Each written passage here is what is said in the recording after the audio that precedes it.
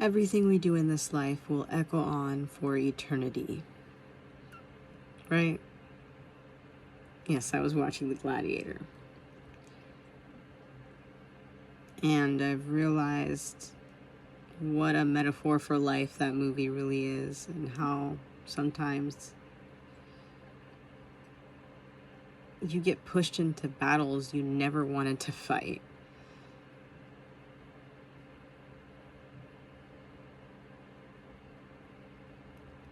And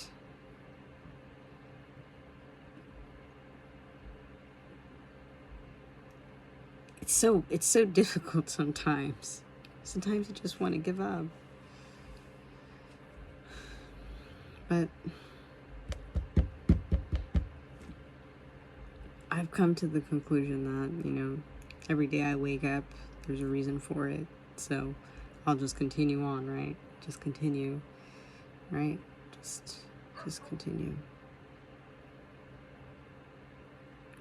And I've realized that despite the fact that every day could be monotonous and seem insignificant, that there really could be a very significant thing, just sometimes, like, maybe you're not having the best day, but, like, for instance, like, you'll meet, like, a cashier or something, or you'll just meet somebody along your path who you feel like you were supposed to meet. Like, there's, like, words exchanged that are just so serendipitous, and you realize that, we really are, we are here with a purpose, and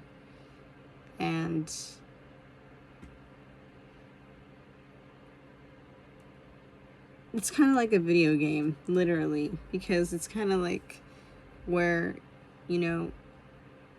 you have to keep learning the lesson over and over again, or playing the obstacle over and over again, right? And then eventually you understand the patterns of the obstacle, and you understand, what's going on. And so then you're able to finally just overcome the obstacle. And, then you level up, right? And so, it's kind of a lot of, like, life is about leveling up consistently, right? So, like,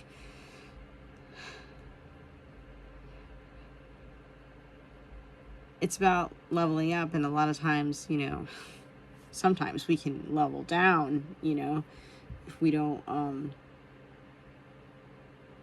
take care of ourselves, or if we don't do the, or if we get, like, hit, like, really bad, and then it takes us a long time to heal, right? And then, like, it's just, like, kind of like when you have low XP and you have no food, like, you have to go and flee and hide and, like, lick your wounds until you can find some food, right? So it's just, like, life is like that. It's literally like that. And,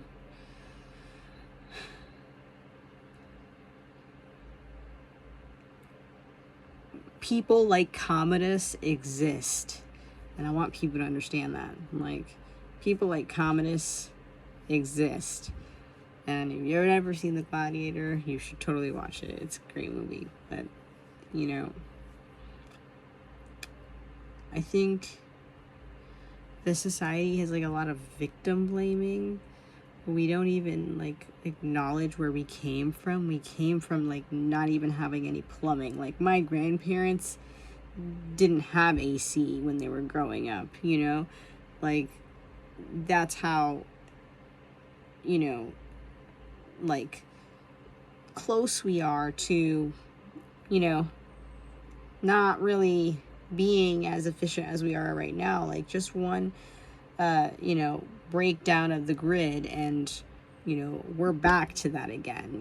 We're back to having to move at a slower pace. We're back to having to rely on the land and things like that. And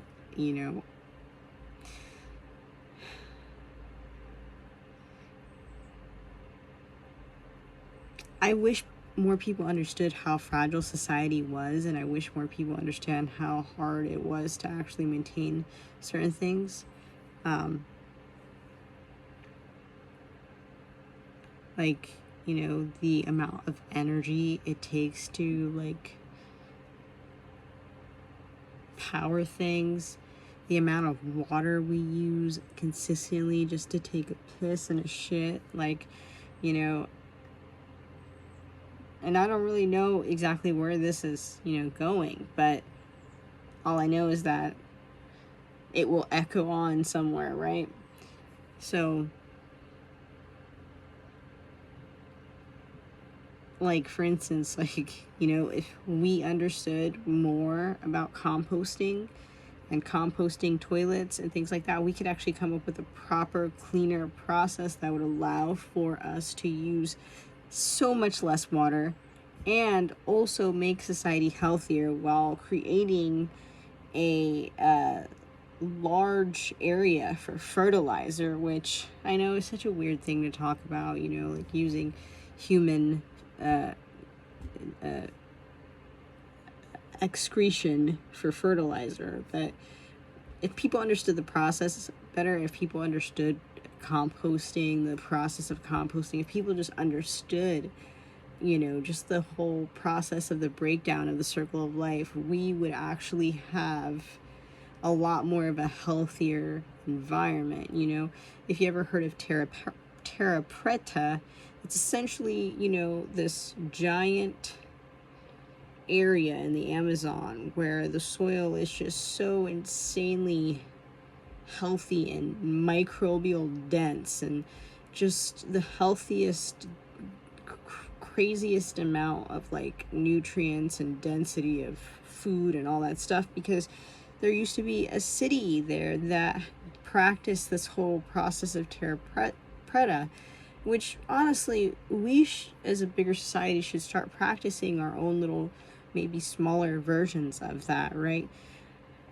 Like terra preta per like city or community, like, but this, however they created this was for like a city of like 2 million people, they say. That's what they say. And it was a very giant thing, and so like it was years and years of composted material to the point where they even found like clay pots and different things like that, which honestly makes a lot of sense because clay holds a lot of water in, it's porous, so like everything was composted, everything was put back into the soil. And so society can solve so many issues by learning about compost, by becoming more closer to nature, by making more and more smaller farms instead of having giant farms that, you do a bunch of monocropping. If we focus on the smaller farmer, we could have like more of like boutique farming, and boutique farming will allow for more creativity, allow for more flavor, will allow for more of a better culinary experience, will allow for people to have better practices because they're going to want to be able to stick with the competition, and so it will also allow people to be better educated about how their food is made instead of it being manufactured and processed in a way where it has to be consistently sprayed with chemicals in order to keep bugs off of it because it doesn't have an immune system strong enough to do anything. And then, I talk about this shit all the time, but it needs to become more of a better thing. And the thing about plants is that there's so many different plants. And let's just, I've probably said this before, but think about one kingdom of plants. There's so many different tomatoes. There's so many different kinds of bananas. There's so many different kinds of cherries. There's so many different kinds of peaches and plums and berries. There's so many different kinds of everything. It's impossible for anyone to grow everything. So that means that when you have a specialty within the plants, you can really do something amazing when you specialize in something, because the plant kingdom is too large for any single person or single company to do alone. You have to have specific people that are interested in that specific subject. And the thing about it is that the kingdoms are so vast, you know, and then you can get into the fungi kingdom where it's even like more awesome and weird and different things, right? Where fungi, it's like a cross between a plant and a live animal or something, like some sea coral, I don't know. But like, the point of the matter is that I listened to that, the Gladiator, and he's talking about how your actions in this life will echo on. And so, you know, something, whoever listens to this, something that I really wanted to push forward is that, you know, there are so many vast ways of going about things, and that, you know, being creative is honestly better than, you know, doing like a too much research. You know, just get your feet wet and learn as you go and figure it out, and kind of just like, you know, obviously there's a step by step, and obviously I can sit here and create a step by step for people, right? And maybe I'll do certain things like that, like creating like, oh, like, you know, stay away from this, I made this mistake, you might not want to do that, blah blah blah. But it's great when people do trial and error, and every area is different, so whatever you're experiencing in your environment is going to be different than my environment. So, you know, for me to tell you to do something, it may not even work, right? So I love this saying, and I forgot where I got the saying, it's not mine, but plants don't read books, right? Just try it, right? There's some times where I don't think anything's going to germinate, and then it germinates, and I'm like, oh crap, now I have to repot these and whatever. And like, learn about your food, learn about different plants, learn about flowers. You know, you could do flowers, you could do, you know, trees, you could do shrubs, you could do so many different things. You can do tropical plants, you can do winter plants, you can do desert plants, you can do so many different kinds of plants, right? You can do vining plants, you can do cruciferous plants, you can do, you know, indeterminate tomatoes, you can do determinate tomatoes, you can do, you know, spicy peppers, or you can do big bell peppers, or you can do paprika peppers. You can do so many different things, you know.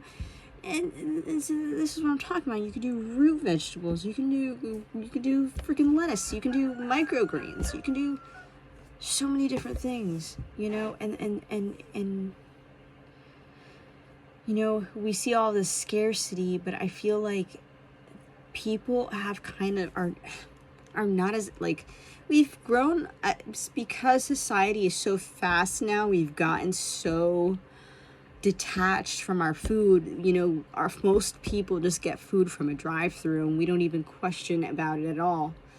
And, you know, I was watching this dude, like, he went to Spain, and he went to the sandwich shop, and he had this, like, most beautiful burrata ciabatta cheese sandwich, and it looks so incredible. And I'm just like, you know, finding something like that in America is very difficult, because we don't really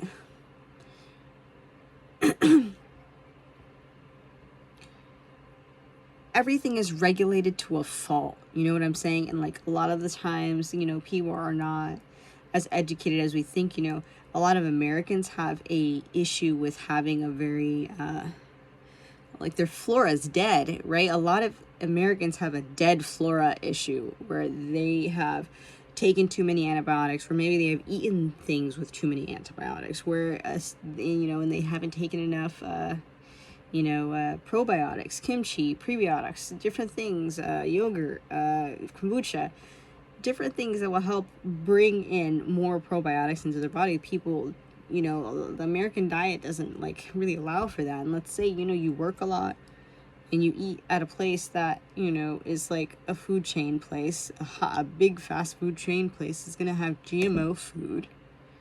And it's going to be very difficult for you to get everything that you need nutritionally to function as a whole human being at the highest capacity that you are meant to. And so this is another thing that I want to talk about. Now, you know what? I'm actually really glad that I'm making this video right now, because this is so important. People keep saying that, like, 30 is young. I mean, no, 30 is old. You're old if you're 30. And that is not true. 30 is super, super, super young. 30 is like a baby adult. 30 is like, honestly, if we humans were actually working at, like, if society was structured in a way where humans can be at their full potential and capacity, 30 would be like only 1/5 or 1/6 or even 1/7 of our life, if we actually were able as humans to be at our full potential. But society doesn't allow for it. The food industry doesn't allow for it. How life is structured today doesn't allow for it. It allows for total burnout, stress consistently, to the point where, you know, the thing that you're worried about is like, man, I can't wait to get some sleep this weekend from my long 40-50 hour work week. And you don't actually move at a human's pace. You're moving at a machine's pace. You're moving at a pace that's it's not natural. We're not going with the cycles. We're not being natural. We're not in sync with the rhythm of what it is to be this biological being born on this planet, this biological earth that was created. And instead of, you know, merging ourselves with technology, we should be merging ourselves with nature in a way where technology and nature are almost symbiotic, but hopefully not in a negative way, you know, but in a way where it actually, you know, enhances life instead of takes away from our lives. And that is always going to be, you know, there's different moral and ethical lines that, you know, we all as a society need to understand whether or not we should or should not cross, you know. And some people are going to have less of a moral issue with doing certain things, but at the end of the day, you know, we have to put ourselves in the shoes of every situation to properly understand what's going on, right? And you know, I don't know why I want to say this, but I'm gonna say it. Like, you know, it's just like, you know, it's like making a judgment without having both sides of the story, you know. So I don't know why. Does that even correlate? Why did I even say that? Anyways,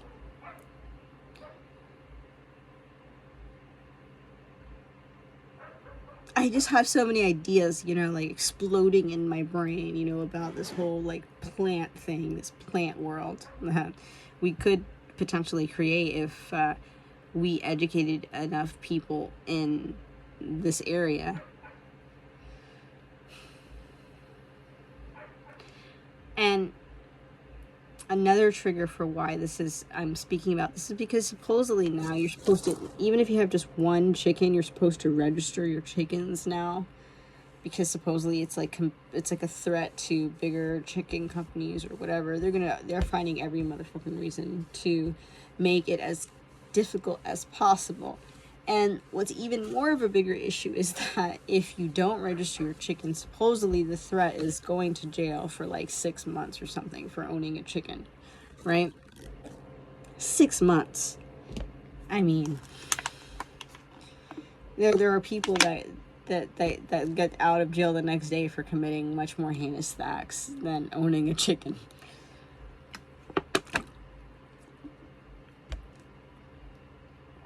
But this is where us as Americans and us as Western people and us as people of the world need to be able to push back on our government, you know, and say, hey, you know, you can't take away our right to feed ourselves the way that we want to feed ourselves. That's not your choice, okay? You're not my mom. You're not my dad. You're the government body. You're supposed to keep shit organized. You're not supposed to tell me what to do with my life. You're not supposed to know every motherfucking chicken that's born in my my home. Every time a chicken goes broody, you gotta let you know how many chicks you got, and then it's like, oh, what if a chick dies, or what if a bird, you know, comes and eats it? What do you, you know, like, I understand when you're like, you have millions of chickens and you're like, you know, selling your chickens to Walmart and things like that, but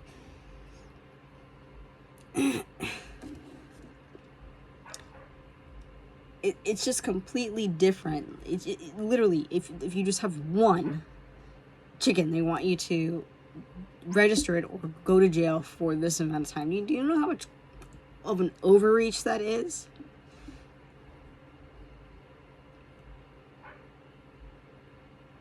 Freedom isn't always safe, but safety, well, safety makes it so that no one has to have common sense. And I'm not saying things shouldn't be safe, but I'm saying when you push safety too far, it makes it so that nobody has to have common sense. And it takes away your freedom, right? It takes away your freedom to have common sense because you just follow what rule is there and in place. And if you, I notice it's like that saying, it's like the nail that sticks out the most gets hammered. And doesn't that suck? Because like, it's like, well, you need to stop trying, you know, you need to stop being so different. You need to stop sticking out, blah, blah, blah, or you're going to get hammered, right? And it's just, it's true though. Society does hammer the nail that sticks out because society wants to remain asleep. Society wants to remain toxic. Society wants to sweep things under the rug and do it the easy way and make it someone else's problem. But here's the thing, this is our problem. This is our problem, because if now I have to register every motherfucking chicken I get, every motherfucking chicken that's born in the backyard, how else are they going to push for overreaching? Well, now I need to know how many tomato plants you're growing, ma'am. Oh, are you growing chamomile? Is that a rosemary bush I see? And then it's gonna get too far. Well, this rosemary bush has a certain specific fly on it that needs to be, killed because the species is, overpopulating all entire rosemary fields across the entire earth, and you're killing us. And now, because of you, you're gonna be fined for having this fly in your fucking rose. Look, what I'm saying is that if we let them, they will take a mile. They'll take 200 miles if they can. And so what I'm saying is that we need to be aware of what's going on. We need to not be compliant to these bullshit that's going on. And honestly, take it to the Supreme Court. These things need to be taken to the Supreme Court, and that's the thing. Like, if they start pulling some unconstitutional bullshit on me, I will take this all to the highest courts, because I don't care. We as American citizens have to hold up the Constitution and literally tell our government to stop when they're overreaching. And this has gone too far. I'm telling you guys, this has gone too far. And, I'm not going to accept it. And I'm going to be very vocal about it. And everybody should be vocal about not accepting these things. Because the thing about it is that next they're going to come knocking on your grandma's door who's just growing a few fucking heirloom tomatoes. And they're going to fine her for it and throw her ass in jail. Just simply because they don't want her to be able to have fresh fucking tomatoes that she grows herself, because they want her to pay an arm and a leg for them at fucking Whole Foods. This is what it's coming to. And it's coming to a point where a lot of people, aren't able to afford fresh produce anymore, because the whole thing has been monopolized and priced in a way where, it's just easier to get something frozen or processed, and that's obviously why none of us are able to live at the full potential that we have. Our capacity as humans that we have is not even able to be unlocked because of how society is structured. And I don't mean to get so passionate, but this is very important. So, this is En route. Thanks for watching my video. Please think about it. If you don't you're still kind of figuring out what I should do, why don't you find, if you're interested in plants, there's so many different things. Look up different plants you could be interested. If you're interested in birds or different things, like maybe you even raise some quail. You know how small they are? You know, so what I'm saying is like there's more potential in what you can do than we think, especially if you have like decent family and like people that are not trying to sabotage your life and kill you.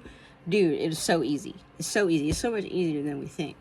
So yeah, I know this was a complete loaded thing with the compost and everything, and I might get a little bit more elaborate with that thing as well, the compost. But you know, what you do is going to echo on for eternity. Let that sink in. You know, you think you're not doing nothing. What your grandchildren are going to know. Okay, they're going to feel what you did. Okay, what you do now is going to echo on into eternity, whether you think so or not. So, I'll leave you with that, guys. You have a good one.